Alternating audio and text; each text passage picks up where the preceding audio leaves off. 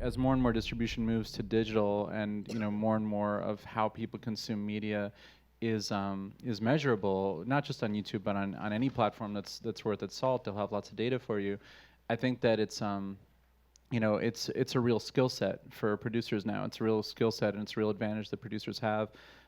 It doesn't mean that artists shouldn't still make decisions and shouldn't still tell what they think are great stories. I still think some of the most successful things we've done so far and that I've seen on YouTube are people just making the thing that they wanted to see in the world. That's still true, right? But most of the most successful producers on YouTube and creators on YouTube are ones that they started out making what they wanted to see in the world, but then they saw what the audience was doing with it, and that got them excited, and it became a two-way street. So just like, we're working with all the YouTube creators to make the YouTube originals, and so it's great for me to be able to work with creators, and they already are used to using data every day. They're used to seeing which of their videos do better, and it does work better if I do a thumbnail this way, or if I have a plot turn here or there. They think about all those things, the really savvy ones.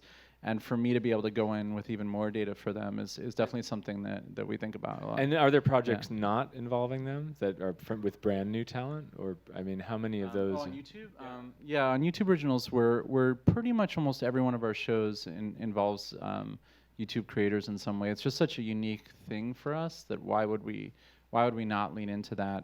But for instance, we have one project that came in, and that's actually a fun data story. Is we're doing an hour-long version of Step Up, the Step Up movies with Lionsgate, and for that particular one, they came in. They didn't come in saying, "And it's going to star." They didn't have a YouTube creator in mind or anything. They just had this show available, and we were really interested in it. And we knew that dance was big on YouTube. It's sort of, I think it was kind of a no-brainer to do Step Up. Especially once they brought on Channing Tatum and everything like that.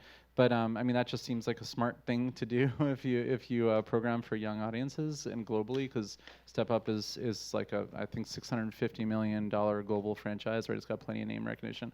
But just to make sure, I did because we do have an engineering background, I did grab a couple engineers and I wanted to see how popular dance videos really are on YouTube, and I was able to prove with some data that dance videos and videos related to Step Up movies and videos related to Channing Tatum and everything are incredibly powerful on the platform. So just having that, I think there's a legend out there at least that when Netflix did House of Cards, they did it because they knew the political thriller starring these people. I don't know if that's true. I would love to ask them if that's true, or if they were just like, oh my God, Kevin Spacey is here, let's do the show.